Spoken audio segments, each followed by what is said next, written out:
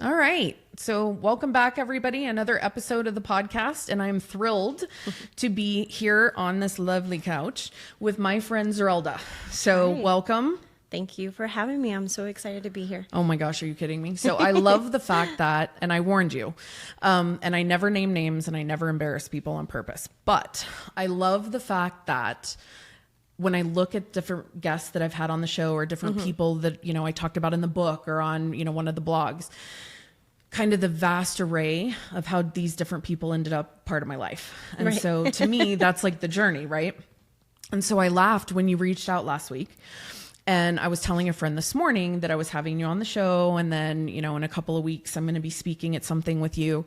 And I said, it's so funny because I actually met her Right. because her cousin is somebody that was part of my, and I won't say the online, you know, dumpster fire of dating because he didn't make the book. So that's a good thing. Means it was okay. Yes. But I met you through him. Right. And so we'd been on a few dates and I'd never been out to Marfa and Fort Davis and that whole area. And he was like, oh, I'm from there and I have family out there and let's go. And then we went for a weekend and that's how I met you. Which we had a good time, by the way. Oh, it was a blast. Yes. And I need to get back out there because I love it. It's so much fun. Yeah. So much fun. It's grown so much and so many new people are out there that they're bringing in new things. And That's so it's just awesome. a go-to place. Well, and I see you post and doing things out there. I mean, you're in real estate and so Right. you're out there for that. Yes. But you still have family out there. I do. I was actually born and raised in Alpine and my family still lives out there. So it's nice to get out there and work and just be productive at the same time. Yeah. Yeah. Well, it's both. Yeah. And like the fact that, I mean, when I met you, you were there visiting for, it was a long weekend. I don't Right, even Labor Day remember weekend. something. Yeah. Okay. And, you know, I hadn't been there. I hadn't been to some of the more eclectic restaurants and some, like, I knew it was very much an art venue. I knew, you know, whatever. But anyway, I love the fact that that's how we met. So thank you to him for introducing the two of Right. us. Yeah, absolutely. Talk to me a little bit about kind of that journey. So born and raised in Alpine, how you kind of made the journey, what brought you to El Paso, Okay. kind of your, I guess, varying stuff as far as what you've done professionally. Okay, so I was born and raised in Alpine. I started off really young as a mom. I was 18 when I had my first. I married my high school sweetheart. Yeah. We stayed married, and I ended up divorcing. A few years later, I met my current husband, Yeah. my husband now. Yeah. And for job purposes, I moved here. We then decided to have a third child, and I'm like, you know what? I'm going to go into real estate. I want to Yeah. do something flexible. Well, we know that's not true when you are, Nope. hustling. Yeah. And so I became a realtor, and I was also a teacher, a coach, and up until COVID, I managed all of it. Yeah. Then I decided, like, what am I doing?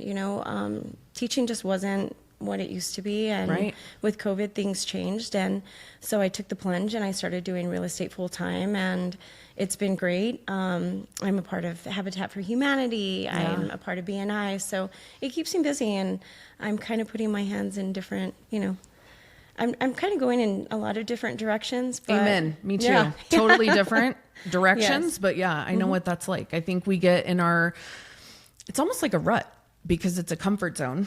Right. And so, you know, it's funny. Somebody reached out to me this morning. That's a friend actually all the way back from high school. Wow. It doesn't live here anymore. And she said, I've been listening to all the episodes of the podcast. And she said, your episode last week and your conversation about healthcare and where it is and how broken it is. She said, man, did that resonate in regards to education? She's a teacher. And so the fact that I was healthcare and left that, as far as being a full-time operations all the time healthcare, Right. and you were education and left that Right. and are doing something different. I think it's funny, the parallels, and in speaking to more and more women, and I love what you're doing now with the networking. So we'll talk about that a little bit, but Yes. I think all of us were kind of raised and you pick your field and you do the best you can in that field. And that's Right. what you do until you retire at 65 or Go through the whatever. motions. Yeah. Yes.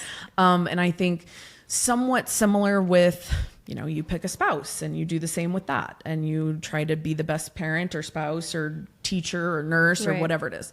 And I think it's really interesting talking to women and seeing that good, bad, or ugly, because everybody has their own opinion on it. But Right. I think we as an overall gender, I think, are finding our own path kind of more and more. Right. And some of that, I joke that I say a lot that I think women need to live to 50, Right. remember all of it, and then start over. And I had a friend the other day tell me, hell no, am I starting this shit over? But the reality is, imagine how you look at things now compared to how you looked at things then. Right. You can't know what you didn't know. Right. But the choices we make now, I think, come from a much more grounded, centered place. Right. And I think sometimes to the outside looking in, they're like, what are you doing? And it's almost like I wish I could just go back and tell myself, Yes. like, believe in yourself. Yeah. You can do it. Like, Take no the matter chance. whatever road you take, just really just be confident, believe in yourself, and do it. Yeah. Because I think, like, as the world evolves and relationships evolve, we change and we Oh my lose God, ourselves, yes. or we find ourselves. Yeah. And I think that's where I'm at. And Yeah. like, the stage of my life is, I don't think I've found my purpose, Yeah. but I think I'm getting close. That's awesome. Yeah. I love that. Well, and I think you touched on it, and I talk about it in the book and a lot now with coaching clients, where I'm like, that's a thing. Men don't lose themselves the same way. Right. Because men, in my opinion, I think that's one of the things that they maybe do a little bit better than us, is figure out maybe what their passion is earlier, their purpose, but they keep the boundaries. And Right. so with us, there is no boundary. Women, we don't do that well. Well, I think that's also our mentality, is we have to learn how to multitask. Yeah. So we're like, okay, we're this, we're that, but who are we Who really? are you at the core? Yeah. Yep, you nailed it. And I think I spoke to a friend not too long ago, and she said that she's an empty nester, by the way. Okay.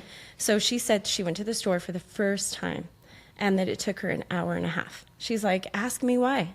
I'm like, why? And she's like, because this whole time I, as a mom, have been going to the store for everybody else. Yeah. What my kid's favorite cereal was, what my husband's favorite meat. And now that, she's divorced and her kids are empty nesters, she's like, I didn't even know what I like. Yeah. She's like, it was the What do I longest. wanna cook to eat for Exactly. me? It was the longest hour and a half for her. Yeah. Yeah. But I mean, I can relate. Yeah. I can relate 100%. I love that example. So I always tell people, now you have to be careful. I'll never name you or embarrass anybody in a book or in a blog, but you have to be careful what you say around me, because I will pocket it and use it in the future. And Yeah. I love that one because And it's a especially if different example. It's an example because it's a learning experience for Yeah. us. Like, Yeah. oh gosh, you know what? I'm not divorced. I do still have Yeah. a kid, but what do I like? Yeah. Like, she helped me kind of reflect and be like, okay. Yeah. Yeah. Well, I talk a lot about, and I talked about it in the book, we lose us. So we lose ourselves to all of our roles. Right. So for me, it was, wife, Allie. It was, what is it to date? And what is it to get back out there? And, and I joke now that I'm like, my perfect partner is somebody that is a foodie, because I love to eat, obviously. I love to travel. So they've got to be able to, and, willing and want to travel. Going to shows and experiencing concerts and doing all of those things, Right. and really having that support person and a partnership. Like a companion. Yeah. Yeah. But then they go home.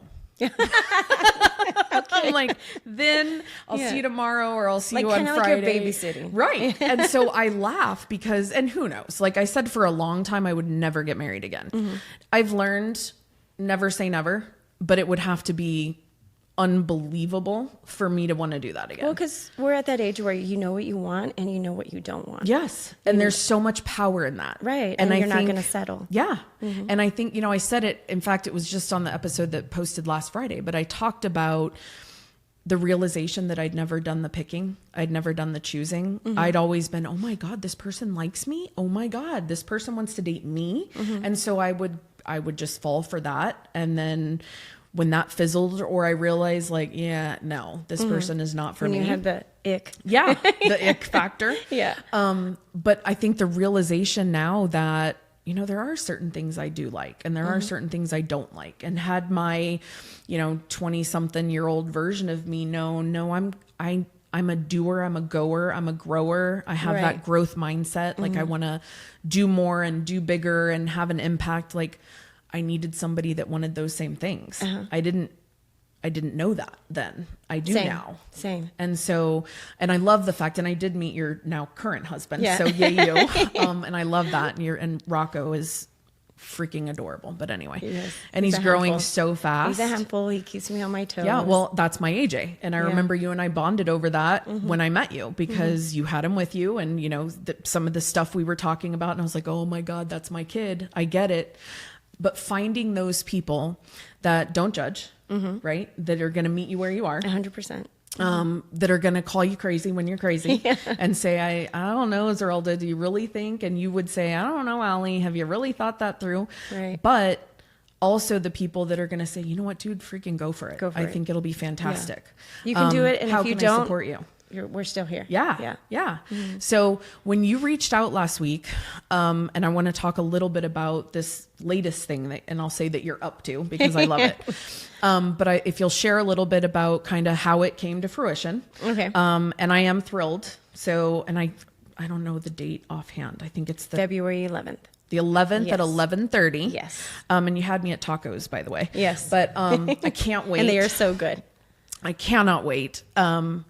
I'm going to be there. I'm going to talk. I'm going to meet some of these people. It's on Eventbrite, so we'll make sure that we share it and post it as part of the podcast so that it can get out there. But talk a little bit about kind of your first meeting, and how that came to fruition, and kind of what the drive is or the ambition behind it. Okay. So I grew up in a really small town. I've had the same best friend since I was 5. Yeah. Literally, we've gone through marriages, divorces, children. That's amazing. Deaths. No, it is amazing. And so when I moved here, I was really trying to find that, right? Yeah. My Rocco, he goes to a private school. We were at Loretto since he was in kindergarten. Okay. So same moms. So me and another mom for years, we've always talked about starting a women's group. Okay. You know, and it finally kind of came to where we're both in a good place. The kids are a little older, where we can really like prioritize it. And the funny thing is, she's the one that owns 1810. Her name is Gabby Dillon. Okay. And we hosted our first event. We did a vision board. It was amazing. We actually had a really good turnout that we were kind of encouraged to do a next one and make it even bigger. Yeah. So as we were talking, she's like, you know, we should get this author. You know, she's here in El Paso. And I feel so bad because we're friends on social media. We've exchanged messages. And I knew you had a book. Our mutual friend Ginger, like we talked about it. But I didn't know the title. Yeah. So she's like, oh my God, there's this girl and she's just amazing. She has this book, Airing Out Your Vagina. Yeah. And I'm like, and what? it clicked. And I'm like, what? I'm like, are you talking about Allie? And she's like, I think so. I looked you up on Facebook and I saw it and I'm like, oh my gosh, I've got this. Let me call her. So that's kind of how it happened.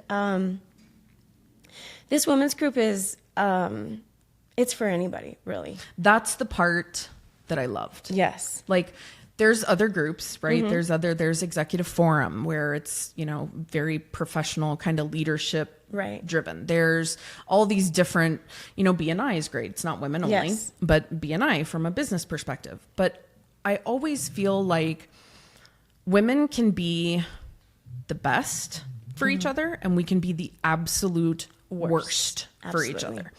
And I feel like, and it's funny because, and I have to give her credit, but Amy, my friend Amy Murrow, she was on one of the podcast episodes, and she had pinged me about doing this. So she's going to kill me, but I'm going to make her come to yours. Okay.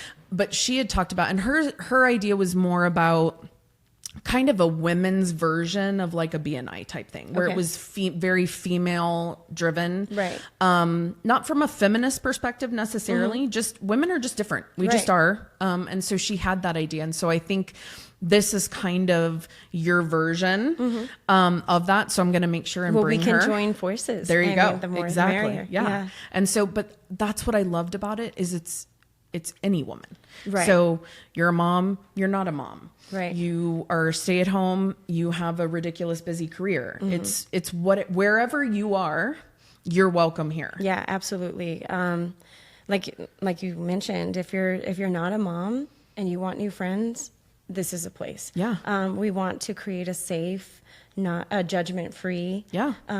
Just come as you are. Yes, come as you are. If you are a businesswoman and you're tired of going home and nobody cares to listen to your business and you feel it, come meet other businesswomen that are there. I feel like there's also stay-at-home moms that might just need a little fire. Yeah. Or stay-at-home moms just want to get out and talk to an adult for some an adult hour. time. Yes, Yeah. because I love staying at home. Yeah. I did, and it's the hardest job. But I also craved that adult interaction. Sure. Not just with my husband, with other women. Yeah. And then I told you the story that I had this friend, and she's a realtor, and she moved to San Antonio.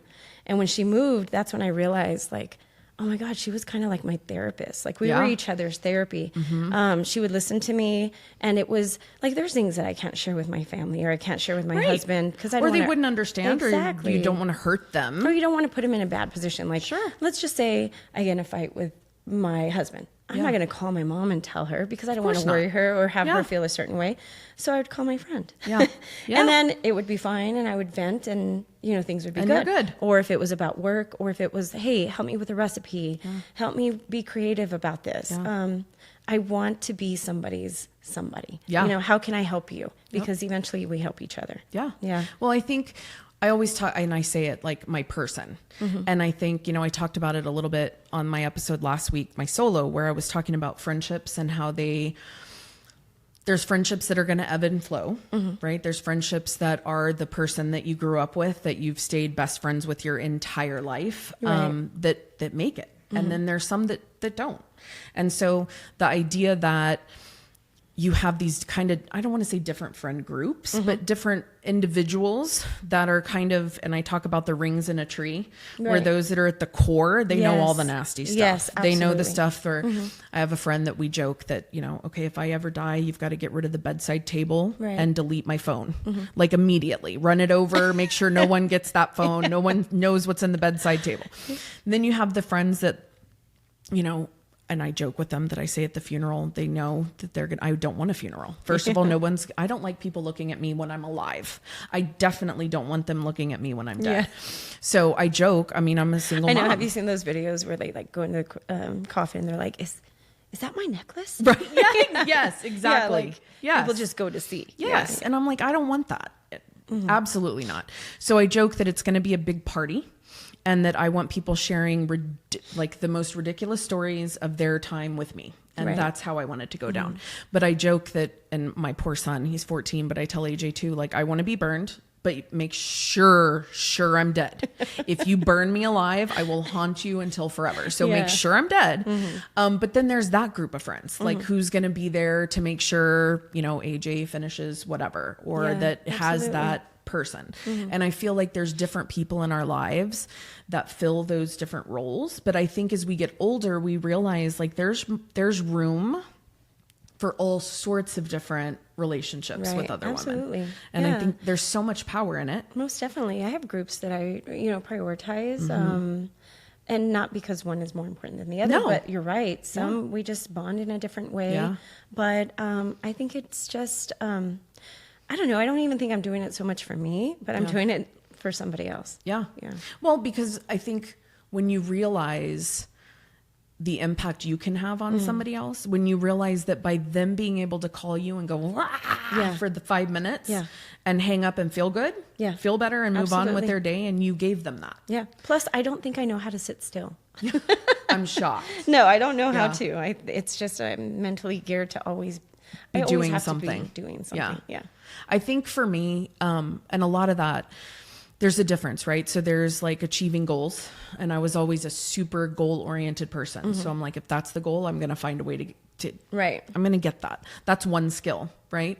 But on the other side of that is the gift of impact or influence. And what I've realized is those are two very different skill sets. Right. You don't necessarily need both. If you have both, gold mine. Right. Gold mine, pardon me. But I think when you're able to kind of capitalize on those skills and do it where they work in conjunction with each other. So working towards a goal, with this women's group, it's building that community, right? It's giving women somewhere to go, where their voice is heard, where they are comfortable, where they feel empowered maybe to do something different or try. Or just have some me time. Yeah. Laugh, have a drink, break loose for a little bit, because feel I do. Normal. Yes. I also think feeling normal. Well, and I think that's one of those things when I was talking about men don't lose themselves to the role, right? Like men still go to the country club and play golf on Friday with everybody. Right. And women historically have not been as great at that. And right. especially as we do get busy, as we do have kids that have all these different things going on. And so finding that kind of core women's group is so critical. You mentioned Ginger. So she's one, actually she's coming on, in the next few weeks too. That's awesome. But, she's another one that's like always going. Yeah. Nonstop, always looking for what's the next thing. How can I have a bigger impact? How can I make more of a difference? Right. So there's the service element, but then there's also that kind of career driven, you know, what's next for me. Right. And so I think giving, regardless of where these individuals are, giving them a, like, and you said safe space, but giving them a place to go and interact with other people and have fun and laugh. Like right. I'm all about it. I can't wait. We had such a good time and there were so many different people there. And when we did our vision boards, it was kind of like, we're all the same. Yeah. Yeah. So many different, one was there to meet friends. One was there because we invited her and she wanted to be supportive of us. We had a spiritual person there. Yeah. I mean, there were so many different people, but yet our boards almost all looked the same. Isn't that funny? Yeah. And so it was nice to feel relatable. It was nice to just have a conversation. Yeah, about anything really. So I'm excited. Yeah. Well, and I think that's, you nailed it from the perspective of the world right now is so divisive. Oh, gosh. And everything is, well, I can't be friends with them because they believe in this, or I can't, you know, they elected this person, or they're, you know, they're Catholic and I'm Jewish, or I'm like, there's always something. Yeah. And I feel like at the end of the day, like you're never going to agree with somebody on everything, but that doesn't mean you can't have a close friendship. It doesn't mean you can't respect their values and they respect yours and still have an amazing discord. Like that's what I think is missing today. It's either we're exactly the same carbon copies of each other in our beliefs and in the way that we live our lives, or we can't be friends. And so I love the idea of groups like this where none of that shit matters. And I feel like that's what people are needing and missing. We need interaction. We connection. Always have our head in our phone. I'm guilty. Yeah. But me too. AJ goes, Mama, not so bad anymore. It's been better the last year, definitely. But yeah. Yeah. And I'm a stickler with my own son and screen time. You do it. But yet I do it. And I already have to do it for work. So I feel like I do. I miss that interaction. I miss pre-COVID days. I miss... So just normalizing that. And I also feel like you were talking about how we're goal driven. Sometimes I'm anxiety driven. Yeah. And I feel like this is kind of also a little escape for me where I can just relax, breathe, and just, you know, take it all in. Yeah. Well, because I think we go nonstop all the time. You know, my word for last year was presence, because I realized in a split second moment, you know, here I had spent all those years leaving the hospital by 2:30 to pick AJ up from school myself every single day. Never had a nanny, never, you know, had any assistance. I did all of it, even as divorced, even as single mom. Right. And I thought, I am killing it. Best mom ever. Yeah. And then I realized it'd been maybe a month and I picked AJ up from school and he gets in and I'm like, how was your day? And he was like, you know, Mama, it's been so nice to get in the car and just talk to you. Oh. And I looked at him and thank God I had on my sunglasses and I was looking straight ahead because my eyes watered. But I said, AJ, I always pick you up from school. I picked you up from school every day. And he was like, yeah, but you were usually on a conference call. So I had to just get in and be quiet. Oh. And I remember, I mean, talk about like a gut wrenching moment here. I think I'm killing it because I'm picking him up. I could have sent a cardboard Uber driver to pick him up and would have had the same impact. But I think figuring out how to be present in the moment. And so like literally identifying things, like I'll lay there. I have this whole thing at night. That's like my nighttime ritual, but I will literally lay there and I'm like, I am in bed with the kid that I love more in the world because half the time he'll still sleep with me. I don't care. The dogs are there. I've got the cat at the foot of the bed. Like those are the moments that matter. Right. Or Thursday night when I pick him up from school and he's hungry and he actually agrees to go get food with me, which never happens. And we sit down, like it's being present in those moments. And there's I think this life coach, our business coach that's in our BNI group. And he did say that. I told him one day, I said, I feel like I just need more time. Yeah. And he said, no, you just need to be present. Yeah. So I was like, oh, okay. And but talk about powerful. Yes. And it took that. And I mean, my son basically word slapped me that day in the car unknowingly, but it took that for me to realize, oh my God, like I'm missing my whole life planning what I'm doing tomorrow, right? Worried about what's going to happen with this, that, and the other, or who's going to think this, or what if that. And in that one little short sentence from a then 12, 13-year-old kid was like, whoa, I've got to be present. Right. And so, finding the ability to do that with myself, with the people that I love and I care for, is hard, but making the time and investing in that way is a game changer. Right. And I think this year, I've shared my word as purpose, because I feel like, we get so busy and so caught up in all the things that we want to achieve and, the goal stuff and the anxiety driven, right. I've got to be busy all the time or I'm not, doing enough. And I think for me, it was realizing, okay, well, what is my purpose? And so kind of figuring out like, okay, well, I talk about my why and my why being AJ, and then proving to him. And then I realized, okay, it's proving to him, but it's proving to me that I can build a business by myself with amazing people that are incredibly talented, but I can build something that can support other women in their journey so that maybe they don't have to hit rock bottom before they start climbing. Maybe they don't have to blow up every area of their life all at once to figure out what they're meant to do. Right. And so to me, it's like, that's my purpose, is proving that you can choose yourself and what's best for you and your family, whatever that family unit is. For me, it's my son and I.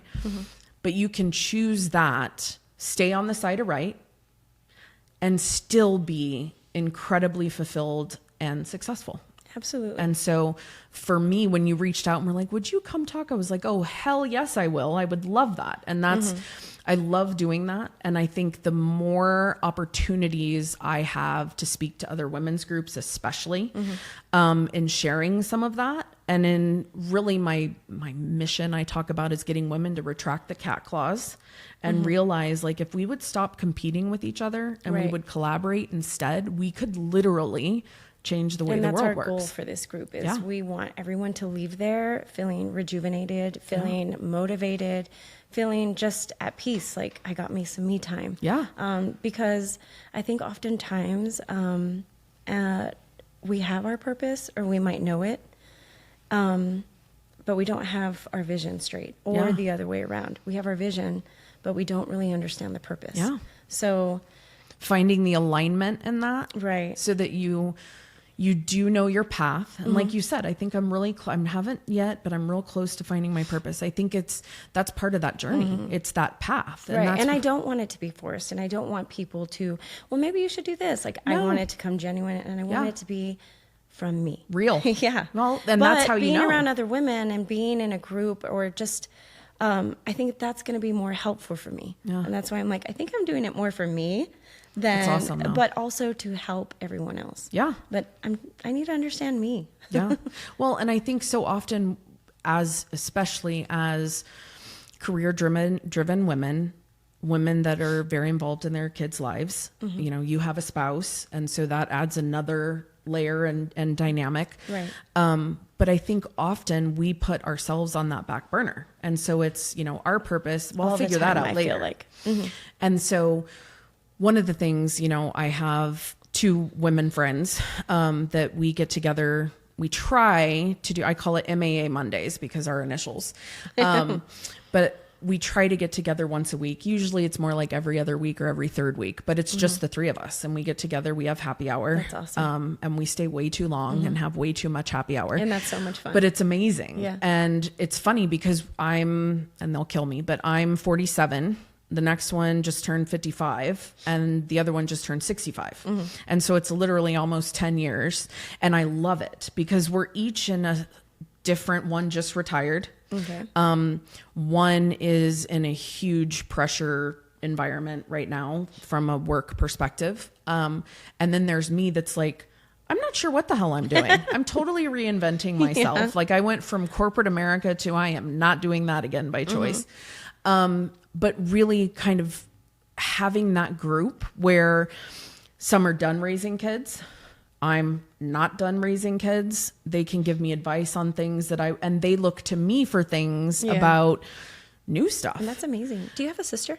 I don't. See, I have a half sister who I've always just referred to as my sister. But we grew up, she's 15 years older than me or a little bit more. And she grew up in Florida. And so I would see her maybe once a year. Yeah. And we just never had an opportunity to get super close. So we have we do the holiday texts and I adore her, and I have a niece and 2 nephews from her. But again, when you see somebody maybe once a year, you don't have the opportunity. And we were raised very, very differently. And now with, some of the stuff with family stuff in my life that's gotten complicated, I don't ever want to put her in a situation where she feels uncomfortable because she knows I'm estranged and that sort of thing. So I wanted to correct myself when I said no, and I love Pam. And it's funny because so we share a dad. My dad was married when he was very young. Okay. And they got divorced, and then he moved out here and ended up meeting my mom. But then she has another half sister that they shared the mom. Okay. And it's hysterical because the other half sister and I are like freaking carbon copies of each other, and we are not related at all. There's no blood relation. But she's spunky and real witty and very just funny, and Pam laughs because she's like, y'all are related. The same. I don't know how I even fit into this, and yet no relation whatsoever. Yeah. So I'll say I have a sister and a half instead of a half sister. How's that? I wish I had a sister. No. I don't have a sister. It's hard. It is hard. Yeah. That's tough. So that's why I do love my friends. It's awesome. Well, like I told you, this stuff is fantastic. And I think I really do have, and I say that a lot, I have friends that are my family. So I talk about them being family. But it's literal. Yeah. Those are the people I'm with on holidays now and whatever. And it's been a big change, but I will also say they're my biggest supporters. And they're also, when needs be, my absolute real talk harshest critics. They're tell you what you don't want to hear. Absolutely. Yeah. And one of them, I laugh, Margaret, she'll say sometimes, yeah, well, I can't believe you said that about me. You said I'm your harshest critic. And I'm like, hold on. I also said you're my staunchest supporter. Yeah. She's phenomenal. But I laugh because we all need that. And so many women have these kind of superficial friendships that when the going gets tough, you're looking around and they're nowhere to be found. And, be a CEO. I'm the very blunt you have friend. To be. Yeah. Well, because I would much rather you do that than wait till I'm lying in that casket and you're looking at me going, she should have never worn that color lipstick. And I'm going to be like, is that my necklace? Right? You're going to rip it off me. Yeah. So I wanted to ask you, and I'll word it a little bit differently every time, but I'm trying to kind of stick with one question, and especially as women, right? Like we're raised a certain way and we're taught certain things. And so one of the things that I'm trying to ask each guest is, what is one belief that, and I call myself Allie OG and Allie 2.0. Okay. So I'm Allie 2.0 now. Okay. But what is one belief that OG Zerelda had to either come to terms with or let go of or disprove to herself, however you want to look at it, to get to where you are now in the process of getting to where you want to be? Does that make sense? Yes. Okay. So I would say I'm still working on it, but I feel like it's okay to be a mom and do for yourself. Yeah. It's whether huge. It's self-care, whether it's networking, whether it's getting out with your friends once every 3 weeks, it's okay. Yeah. I have an issue. What did we say? A self-inflicting issue. Yeah, where self-inflicted I feel so guilty doing things like that. And I think it's because I've been a mom so long. Yeah. Like my friend, she went to the store an hour and a half. Yeah. I feel like I'm working on it. I'm working on, it's okay to, you know, have some downtime and not rush back home to make dinner. It's okay. Nobody's going to starve. Yeah. You know, it's okay to go to a movie if I want to by myself. Like it's guilt fine. is a real thing. It is real. And I think there are men that have dad guilt. It's not the same thing. It's and I'm not saying it's lesser than, it's just different. From the perspective of women, I think we self-inflict it. We feel like we have to do for everyone else all the time. Yes. And then if there's anything left over, do for us. Right. And I think that level of mom guilt is something, it's different. And I feel like it can go in so many ways, not just being a mom. Like I have a hard time saying no. Yeah. And so now at the age that I am, where I'm at, and the fact that I am kind of making a choice to give myself some time, I can't say no, but I'm working on it. I'm working on it. Everything was yes until I'm wearing myself thin and I'm going everywhere and I'm stressing out, and for what? Yeah. One of the things for me is that I realized, and you hear people all the time, no's a complete sentence. Well, it wasn't for me. I didn't know how to say it. And so I would say no and then 1,000 excuses. And then I went through a phase where I just said yes to everything because it was easier than me trying to figure out how to say no. But what I realized was, and I'm saying this because maybe it'll help you a little bit. I'm still working on it myself. But what I realized is when I say yes to everything, I water myself down to a point that I'm not nearly as effective or good for all the people I'm saying yes to as I would be if I filtered down the yeses. Right.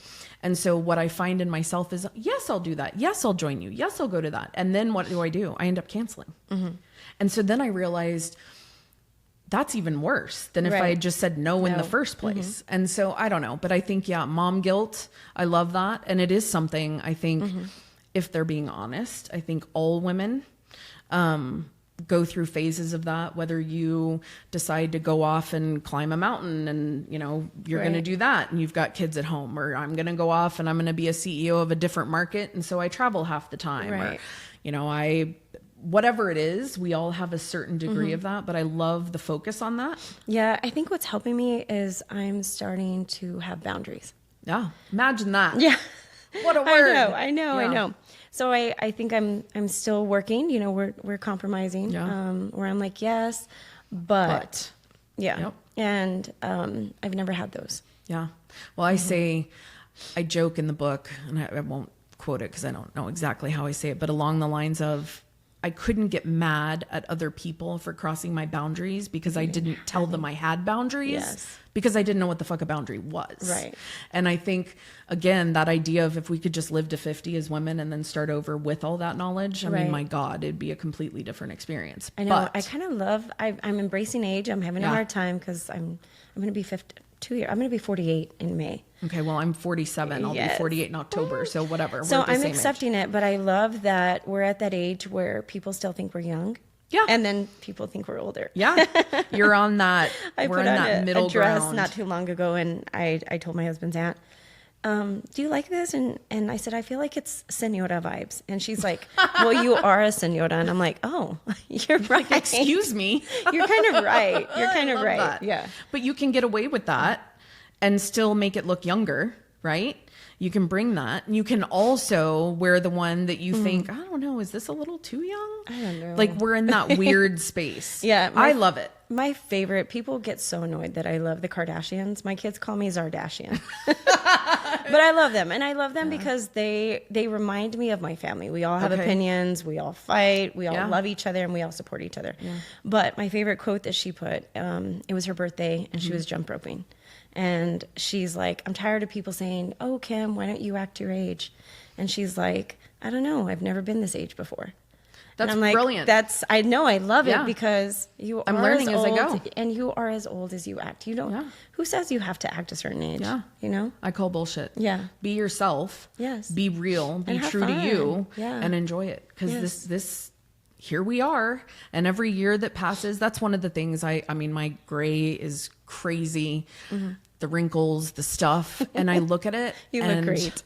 I feel like how many women are no longer here that would give anything to be here with maybe more wrinkles and more gray hair or more fat than they would want on them, but they'd give anything to still be here. Right. And so I refuse to shrink myself or feel lesser than, or say, oh, well, I'm too old for that, and I'm too old for that. No, I'm going to live the way I want to live and be who I am for the women that never got the opportunity to do it. And you know what? I love that. And I want to tell people that. Yeah. I want to tell other women. We have agents in our office that are younger, and you know they're starting off. Some of them are young moms, and I want to tell them, like, keep going. Yeah. Don't give up. And if someone says no, don't, because 2 years is going to come like this, then 4, then 6. Yeah. So that's definitely another goal of mine when we start this women's group is, well, now that we have, but I want to keep going and just be that positive influence for younger girls too. Well, and I love that, because if you have somebody, you know, people talk a lot about having a mentor or whatever. Like professionally, I worked for a lot of people I knew I never wanted to be anything like. Right. That's how I developed my leadership style, is I don't ever want to make somebody feel the way you just made me feel. Exactly. So I'm never going to act like that. Exactly. I think as moms and as women, as we get older, if we don't surround ourselves with the right people, it's real easy to become that old bitter lady in the corner that's judging everybody. And I have a story, and, you know, and then we'll wrap it up. But I had learned a lot about kind of shadow work, right? And like triggers, and people often, oh, that's so triggering to me. Yeah. Well, when you really look at it, what's triggering you is something in them about you that you don't like. Exactly. And so I had done a lot of work with that. And I was at a leadership, I think it was Leadership America, so a women's leadership group. And it was graduation day, and it was the last day. And this woman stands up, and she's wearing a very short skirt. And it was short. Mm-hmm. And my first thought was, oh my God, like, you're in a women's group and you're wearing, and I went, the hell is wrong with me that I'm triggered by her? And I thought, because I'd kill to have those legs. That's what it is. It's not her. It's not that her skirt is too short. It's that I'm jealous because my legs don't look like that. Right. And it sounds so stupid and so kind of low brain function level moment, but it was eye-opening to me. I don't think it's stupid. I think, like you said, women we are our worst critics. Oh, by far. And I feel like that is amazing of you to self-reflect and say that, in the like, moment. And hold yourself accountable. Like, okay, girl, get it together. Yeah. Well, and because we all have those moments. Oh, You said it and you acknowledged it. A lot of us don't. Yeah. And aren't even aware. Yeah. So we're going over to stand in this picture, and I end up right next to her, and I told her, I'm coming back in my next life with your legs. And she looked at me and she was like, oh my God. She said, thank you so much. I've been so uncomfortable all day because I thought, oh my God, this dress is so short. And I started laughing, and I told her, I said, we're all judging ourselves and each other all the time. Right. But it was for me, it was the fact that I noticed it in the moment. Mm-hmm. I reflected on what the hell is my problem that I would even think that. Then I complimented her on it, only to find out she'd been over there dying all day, self-destructive and insecure. Mm-hmm. And I think it was such a clarifying moment for me about women and how we are, because we think these things about other people while also thinking them and degrading ourselves. Right. Like, we're our own worst critics. Mm-hmm. And then we do it to each other too. So if we can pause in the moment and kind of take it back and go, you know what? Again, do I love my legs? Mm-hmm. No, but you know what? There's a woman that would give anything to be here with my legs. Right. And so my legs have taken me everywhere I've needed to go thus far, and I hope they hang in there for many years to come. Yes. But having groups like this, I think, is where, when you say you want to keep spreading that, you want people to leave empowered, people feeling, younger women, and I want them to come back. To look at. I want them to look forward to it. I want them to be excited. It's groups like this. Yes. So we have you, and I'm so excited to have you. I can't wait. I can't wait to hear what you have to say. I can't wait to see everyone else totally engaged. And we do have a couple of vendors that are coming. Awesome. So it'll just be a fun Galentine experience. Well, like I said, I'm flattered. I'm so grateful to have been asked, and I can't wait, because this is so my thing. Me either. I know. I'm so excited. Awesome. Well, we're going to definitely tag it, so the information will be there, so everybody can find it, and I'll be posting stuff on socials and whatever. Yay. And until Thank then, you so much. I'll see you when I see you. Yeah, for sure. All right. We'll see you soon. Thanks, guys, for joining very much, and we will see you again next week.